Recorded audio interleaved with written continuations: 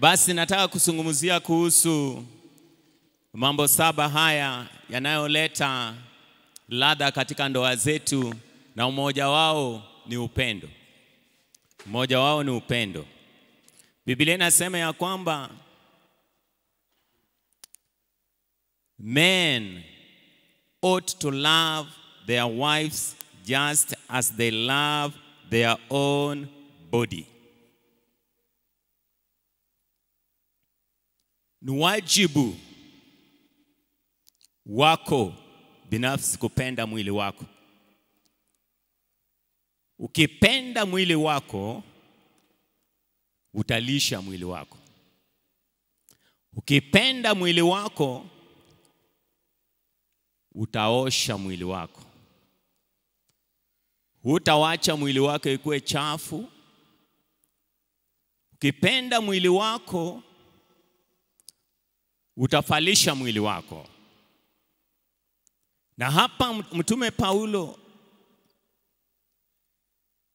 anatufichilia siri hii ya kwamba inampasa mwanaume kumpenda mkewe kama jinsi vile anavyojipenda yeye mwenyewe.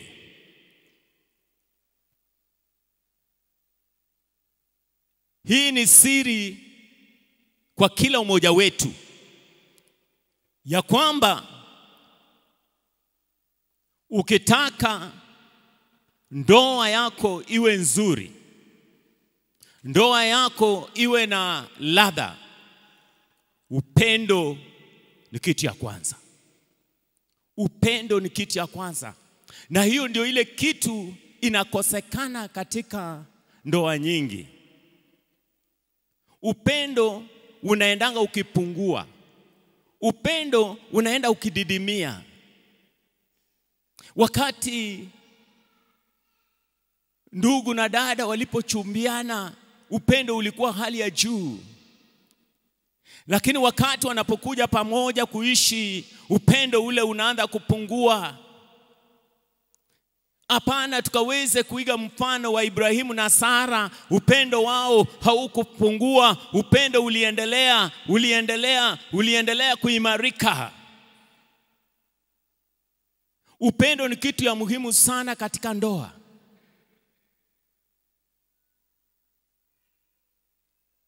Unajua kusudi gani watu wanachukia wake zao?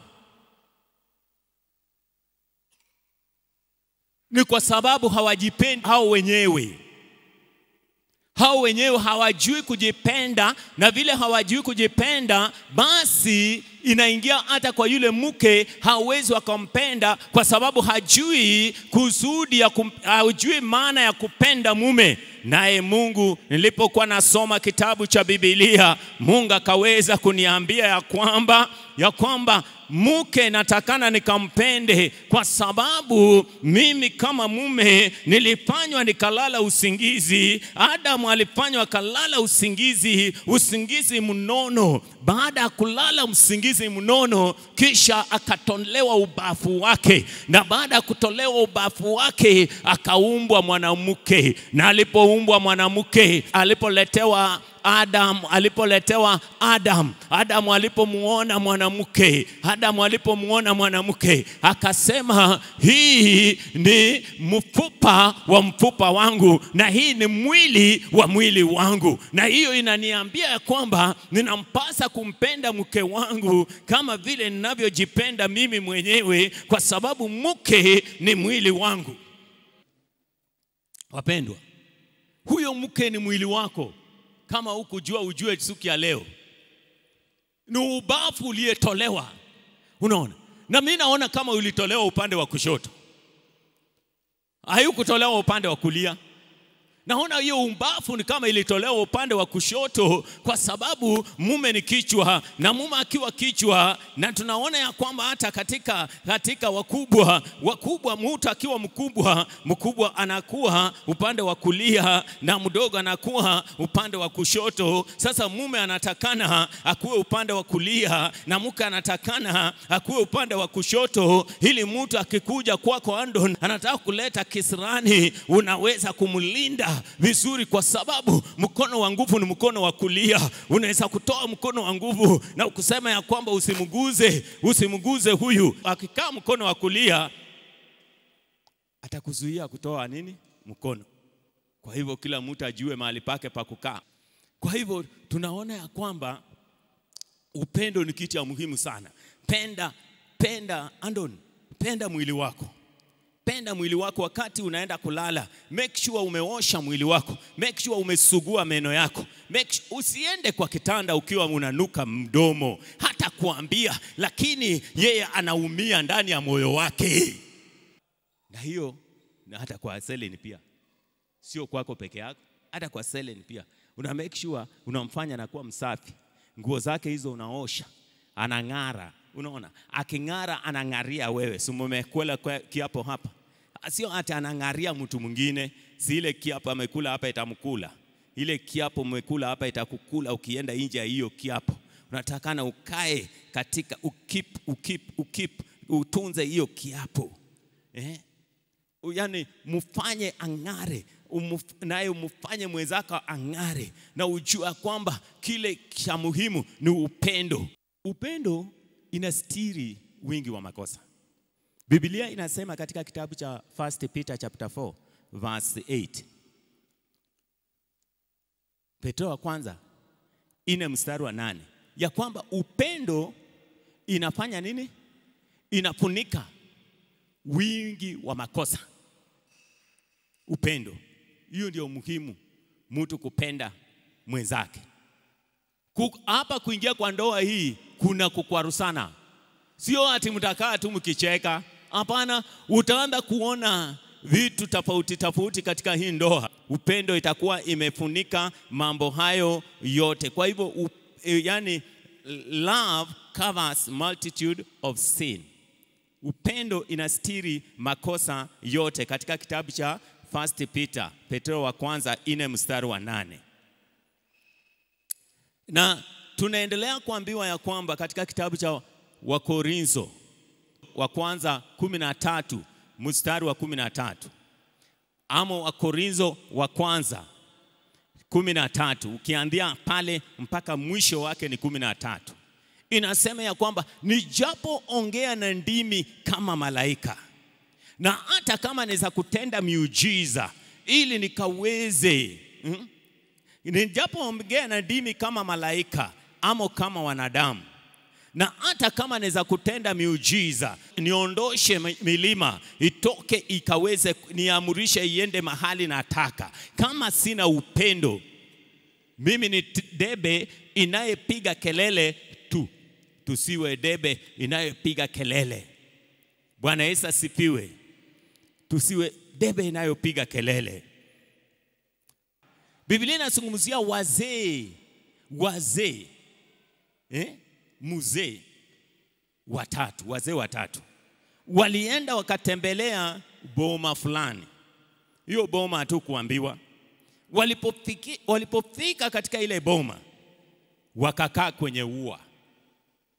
Wakakaa nje kwenye ua. Walipokaa mahali pale, mama mwenye ile boma, mama yule amejawa na upendo, akaona wazee wamekaa nje, akasema hapana, hawa wazee hata kama mume wangu hayuko, wanastahili niwakaribishe, niwapatie kitu ya ukunywa. Na akawaendea wale wazee. Alipoendea wale wazee wakamuuliza. Akaendea wale wazee akawaambia kwamba karibuni nyumbani mkaweze kukunywa kitu. Wakamuuliza wale wazee ya kwamba mzee mwenye nyumba ako? Mama akasema, huyo mke akasema, bibi huyo akasema ya kwamba mzee mwenye nyumba hayuko. Wakamwambia, sisi hatuwezi kuingia kama mzee mwenye nyumba hayuko. Mpendwa, tunajifunza kitu mahali pale. tunaweza kujifunza kitu kutoka kwa hawa wazee. Tusije tukawa wazee wa kuingia kwa nyumba mahali wazee wenye nyumba hawako. Utapakwa uchafu. Bwana Yesu asifiwe. Utapakwa uchafu. Kisha yule mama karudi. Mume wake alipokuja akaambia mume wake, kuna wazee pale nje wamekaa hapo na nimewakaribisha, na wakasema ya kwamba hawezi kuingia kama wewe hauko. Akasema basi nimekuja, yenda uwakaribishe, yenda uwaliite. Walipoenda akaambia hawa wazee ya kwamba mzee amekuja, twende. Hawa wakasema ya kwamba hatuwezi kwenda zote, lakini utachagua mmoja ataenda. Mimi naitwa Upendo. Huyu mzee mwingine anaitwa Tajiri. Huyu mzee mwingine anaitwa Ufanisi. Chagua kati ya sisi watatu, mmoja akaweze kwenda kwako, atatuwakilisha. Akarudi kwa nyumba. Aliporudi kwa nyumba akaambia mume wake ya kwamba wale wazee wameniambia hivi, hawezi kukuja wote, na mmoja wao anaitwa Upendo, mwingine anaitwa Utajiri, mwingine anaitwa Ufanisi. Mzee aliposikia akafurahia. Akasema basi wacha tukaribishe nini? Tukaribishe Utajiri. Yule mama akasema tukaribishe Ufanisi. Lakini kulikuweko na mtoto katika hiyo nyumba. Naye akasema ya kwamba mbona tusikaribishe Upendo? Kwa maana yule mtoto aliona pengine Upendo hakuna katika ile nyumba. Wote wakakubaliana na yule mtoto. Yule mtoto aliyekuwa mahali pale. Kwa sababu mtoto aliona hawa wako na ufanisi, hawa wako na utajiri, hawa ni matajiri, hawa wamefanikiwa. Lakini sasa upendo imekosekana, hawana amani. Kisha huyu mama akaenda akaambia wale wazee ya kwamba Upendo ni nani. Upendo twende na yeye. Upendo alipoamuka, ufanisi na utajiri ukawafuata. Yule mama akauliza, mimi simulisema ni mmoja ndiye anaenda? Wale wakamwambia, hao wazee wakasema, kama ungeita ufanisi sisi hatungebaki, kama ungeita utajiri sisi tungebaki, kwa sababu umeita Upendo. Mahali Upendo huko sisi hatuwezi kosa mahali pale. Mpendwa kijana wangu, nataka kukuambia ya kwamba upendo katika ndoa yenu inaweza leta ufanisi, inaweza kuleta utajiri. Upendo katika ndoa yenu, Ongori, inaweza kufanya nini? Inaweza kuleta utajiri, inaweza kuleta ufanisi. Kwa hivyo upendo ni kitu ya muhimu sana sana sana. Upendo ni kitu ya muhimu sana sana. Lingine nataka ukaweze kuangalia, number 2 ni submission. Kunyenyekeana. Submission. Submit to one another. Munyenyekeane. When you submit, does not mean that you are not strong. Wakati unapo jinyenyekesha, haimaanisha kwamba that wewe hauna nguvu. Bado uko na nguvu. Inaweza kuwa ni wewe Andon, inaweza kuwa ni wewe Selin. Unaweza kuwa na nguvu, Selin unaweza kuwa na nguvu kuliko Andon kwa mapato. Mungu amekubariki na mapato kuliko Andon. Lakini hiyo sasa haikufanyi ukatae kunyenyekea. Inatakana unanyenyekea kwa sababu yeye ni kichwa. Na Andon unaweza kuwa Mungu amekuinua pia, uwezi kusema sasa mimi ni mwanaume siwezi nikanyenyekea, siwezi nikamnyenyekea to my wife, that because I'm a man. Unakuta kwamba mume unamfanya mke kama anakuwa kama slave, anakuwa kama mtumwa, kwa sababu ati wewe ni mume, that wewe uko na nguvu, utake kunyenyekea. Nyenyekea kwa mwenzako, msikize, nyenyekea kwa mwenzako, na hiyo ndoa itakuwa unaongeza ladha. Saa zingine unaweza fanya nini? Saa zingine unaweza kuwa wewe ndio kusema, kwa sababu kimapato uko juu, uko juu, uko na pesa. Na unajua pesa ikishaingia hapo kunyenyekea inakuwa imeitoka. Kunyenyekea imekuwa imetoka. Lakini nataka kuambia hata pesa ikiingia, kuwa mtu wa kunyenyekea. Kwa maana kunyenyekea haimaanishi kwamba wewe you are not strong. Tunaweza kujifunza kuhusu huyu mwanamke anayeitwa Abigail. Abigail was a wise wife. Hebu tuangalie mambo ya Abigail, alafu huyu mwanamke alikuwa mwanamke aina gani? Kitabu cha 1 Samuel, Samueli wa kwanza 25. Abigail mwanamke mwerevu sana. Mume wake alikuwa ni mume mjinga, mpumbavu. Daudi akiwa anawindwa na Sauli baada ya Samuel kukufa, akaenda into wilderness, nyikani. Wilderness ni nyikani. Akaenda kule. Alipoenda kule, wafanyakazi wa huyu mume wa Abigail alikuwa anaitwa Nabal.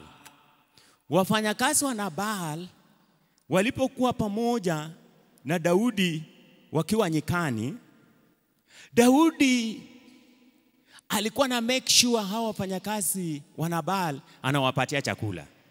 Hakuna mtu anaweza kushika mifugo yao. Ameweka ulinzi.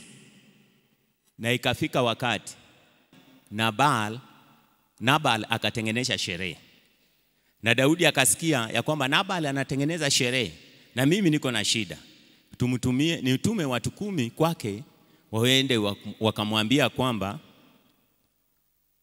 ya kwamba Daudi anakuomba umpatieko chakula. Umpatieko chakula. Anahitaji ya chakula.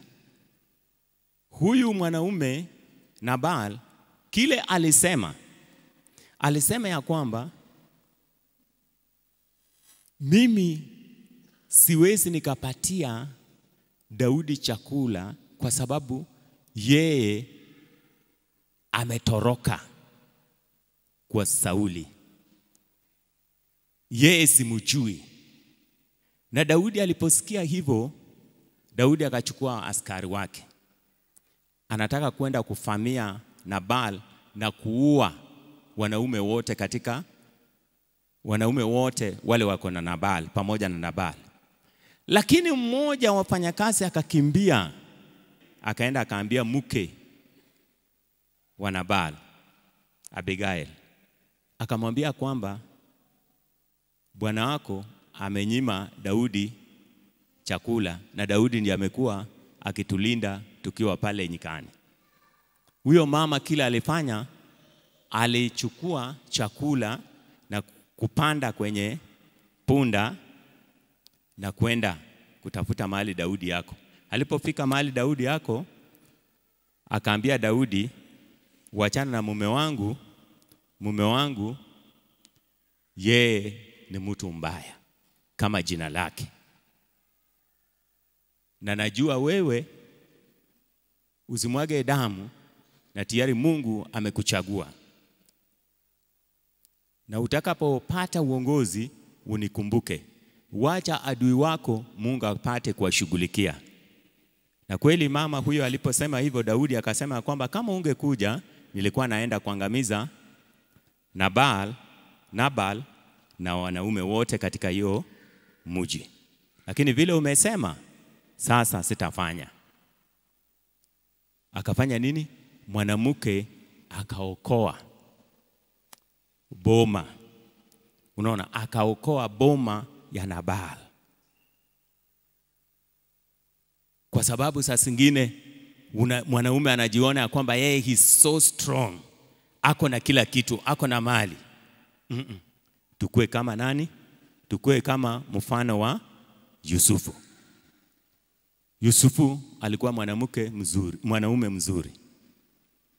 Wakati anataka kuingizwa kwenye dhambi, yeye alifanya nini? Alitoroka. Sasa sisi pia wanaume tuwe watu wa kutoroka dhambi mahati tunaingizwa. Nilikuwa nazungumzia kuhusu nini? Kuhusu submission. Jambo la tatu ni communication. Katika ndoa, mawasiliano ni kitu ya muhimu sana. Mawasiliano yakikosekana katika ndoa, hiyo ndoa haitakaa vizuri, itakosa kukaa vizuri. Iko wakati mwingine tukiwa wachanga katika ndoa, unakuta kwamba mwenzako anapokukosea, mume ama mke anapokukosea, mmoja wenyu ana intend kutosungumuza. Ni vyema wakati mwenzako mume amekukosea, ni vyema msungumuze. Usikubali ukae bila kusungumuza. Hiyo kitu makosa ingine inaongeza, inafanya unaanza kukumbuka. Unakumbuka yale makosa ya zamani, yale ulifanya nini? Ulikosewa na Mungu kusuluhisha. Kwa hivyo Andon na Selin, wakati mnakaa katika ndoa hii, muwe watu wa kuwasiliana, mnazungumza. Kwa hivyo ni communication. Proverbs chapter 18 verse 21 inasema ya kwamba kifo na uzima iko katika ulimi. Death and life are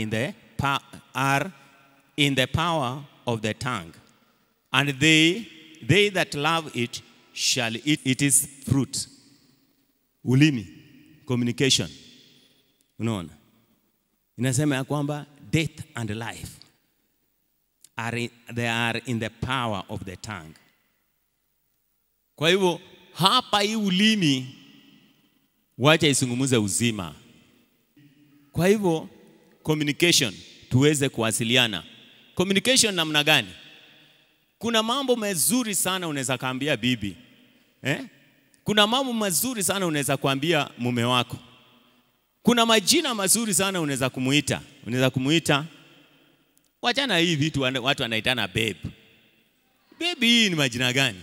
Muite kitumbua, muite my potato. Lakini siku hizi ni babe. Babe. Hii babe mlitoa wapi? Bas kama babe inaweza kuwork in your marriage, use it. Bwana Yesu asifiwe. Sio mbaya, use it. Lakini kama it is part of communication. So unaona, sasa you are communicating. Umetoka mbali, mtu ametoka amechoka. Ametoka huko. Anataka kusikia kitu ya kumtia moyo. Unaona? Communication is very important in our marriage. In our marriages. Jambo lingine ni responsibility. Be responsible. Kuwa wa kutegemewa. Colossians chapter 3 verse 23. Anything you do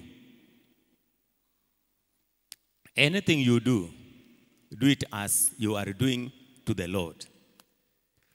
Chochote kile unachofanya, fanya kana kwamba unamfanyia Mungu. Unaona? Kwa sababu all is about God. Chochote kile unachofanya, fanya kana kwamba unamfanyia Mungu. Kwa mtu responsible. Unaona? Kwa mtu responsible. Sio mtu wa kutotegemewa. Wacha mume wako akutegemee, wacha mke wako akutegemee. Unaona? Hiyo itatusaidia sana katika ndoa zetu, sio kwa Andon peke yake na Celine. Hata sisi wale tuko katika ndoa. Na ni makosa ukikosa majukumu. Kwa mtu wa kujukumika. Na itakuwa vizuri. Neno mzuri ni kujituma. Kwa mtu wa kujituma. Kufanya vitu. Na itakuwa ni vizuri. Jambo lingine ni kutosheleka. Hebrews chapter 13 verse 5. Tosheka. Tosheka tu na huyo Andon. Tosheka tu na huyo Celine. Tosheka tu na hiyo boma. Kwa mtu wa kutosheka. Kupitia hiyo Mungu hatakuacha. Itafika wakati Mungu anakuinua kutoka kwa hiyo hali na anakuweka katika hali nyingine. Kuwa tu katika hiyo hali ya kutosheka. Kwa mtu wa kutosheka na utakosa. Bwana asifiwe. Jambo lingine namba 6 ni kusameheana, forgive. Nazungumzia hiyo mambo masaba yanayoleta ladha katika ndoa yetu. Samehe mwenzako, mwenzako akikukosea, msamehe. Unaona? Usipomsamehe, sisi wanaume tunaambiwa kwamba maombi yetu haitafika. Mwanamke atasuia maombi yako, akianza kulia, vile umemfanya, vile umemtesa, vile umempiga, vile umemtusi. Maombi yako utaomba na haitafika. Na Wakristo wale wameoa, wale wameokoka, wanapigananga kweli? Hawapigani. Hawapigani wapendwa. Kwa nini upigane? Communication ilikuwa mbaya. Kulikuwa kuna breakdown of the communication. Unaona? Lakini kama mungezungumza na mkaweza kujua kwamba inanipasa nikapate kutii. Inanipasa nikapate kupenda. Majukumu yangu ni yapi? Hautakuta kwamba ati mnafikia hiyo kiwango ati unapiga bibi na umeokoka. Hapana. Ibrahimu hakuna mahali tumesikia amepiga Sara. Iko. Hakuna mahali Ibrahimu amepiga Sara. Na Sara alikuwa anamuita tu bwana yangu, my lord. Kwa hivyo nataka kukutia moyo mpendwa. Ukisamehe mwenzako wakati unaomba, maombi yanafika. Usiposamehe mwenzako akikukosea, maombi ukiomba haitafika. Na ndoa hiyo itakuwa na uchungu. Na itakani ndoa ikuwe na uchungu. Ndoa inatakani ikuwe na ladha, ikuwe na furaha. Jambo la mwisho mpendwa ni maombi. Katika ndoa zetu, maombi ni ufunguo. Maombi ni silaha. Omba. Mpaka itendeke. Omba mpaka milango ifunguke. Omba mpaka mubarikiwe. Ishi katika maombi. Tunamuomba nani? Tunamuomba Mungu yule aliyetuumba. Mungu aliye hai. Tunamuomba kupitia jina la Yesu Kristo. Jina lile tumepatiwa zaidi ya majina yote. Jina la Bwana ni ngome imara. Wenye haki wanapolikimbilia wanakuwa salama. Hakuna kila kiwezekani na Mungu. Tumeona Mungu akitenda kupitia maombi. Ana aliomba tu na Mungu akamtendea. Zakaria alikuwa tu katika madhabahu akitoa ufumba na akaomba na Mungu akamkumbuka. Malaika akamtembelea. Na kama hao waliomba, kwa nini wewe usiombe na itendeke? Na Yesu ametuambia kwamba tuombe pasipo kukoma. Yesu aliwaambia wanafunzi wake katika ile bustani la Getsemane ya kwamba wakaweze kuomba. Na jambo lingine katika kitabu cha kuhusu maombi wa Thessalonike wa kwanza 5 mstari wa 17 tunaambiwa ya kwamba ombeni pasipo kukata tamaa. Omba pasipo kukata tamaa na Mungu satabariki, kama vile wasasi wameombea ndoa yenu hapa, Ando na Selin, kama vile mchungaji ameomba. Mkiendelea kuomba utaona kwamba Mungu ataenda kuwatendea mazuri na Mungu anaenda kuwabariki, na ndoa hii itakuwa na ladha. Ndoa hii itakuwa na ladha. Katika hiyo ndoa msisahau wasasi waliowasaa, mkaweze kuwakumbuka, kwa sababu wakati wao wanapungukiwa na nguvu. Sasa nyinyi ndio mko na nguvu, mkaweze kuwatembelea. Mnapowatembelea, wanapotamka neno juu ya maisha yenu, mtakuta kwamba ndoa yenu inasimama. Wasije wakalia. Muwatembelee. Hata kama una pesa, mzazi anajua una. Na wazazi nanyi pia msiingilie ndoa ya watoto wenu. Wapatieni nafasi. Wapatieni nafasi kama vile wewe ulipatiwa nafasi ukaweza kuenjoy. Wacha hata watoto wenu pia waenjoy. Usiingilie sana ndoa ya watoto wenu. Wapatie nafasi, wapatie uhuru. Na itakuwa vizuri. Mashemeji, ndugu na wadada, hapana. Patia wenzenu hawa ndugu zako, dada yako ama ndugu yako akiwa ameoa, mpatie nafasi. Wacha pia wajiendeleze, wacha wajuane. Hiyo itakuwa vizuri. Kwa hivyo usisahau wazazi. Msaidie wazazi. Na utasaidia mzazi kama uko nayo. Na uomba Mungu awabariki na pesa. Hakuna ndoa mbaya kama ile ndoa kama haina pesa. Ndoa kama haina pesa haina ladha. Ndoa inakuwa na ladha kama iko na pesa. Na hii haitaki uvivu. Lazima ujitume. Ujitume. Wakati unajituma, unafanya nini? Unarudi na kitu. Haitaki uvivu. Ukiwa na uvivu, ukiwa wewe ni mvivu, fanya kitu na mkono wako. Muombe Mungu. Mungu atafanya hiyo kitu inafanya nini? Ikuwe ya baraka. Ilete faida. Na hiyo ndoa itakuwa mzuri. Washauri, sio kila mtu ni mshauri. Na sio kila mtu anataka ukae vizuri. Mko na wazazi, wasimamizi. Kama mko na shida, endeni kwao, shiriki nao. Wawasaidie kwa maombi, wawasaidie kwa mawaidha. Na hiyo utakuta kwamba ndoa inakuwa sawa. Maombi msiwache. Na mtabarikiwa.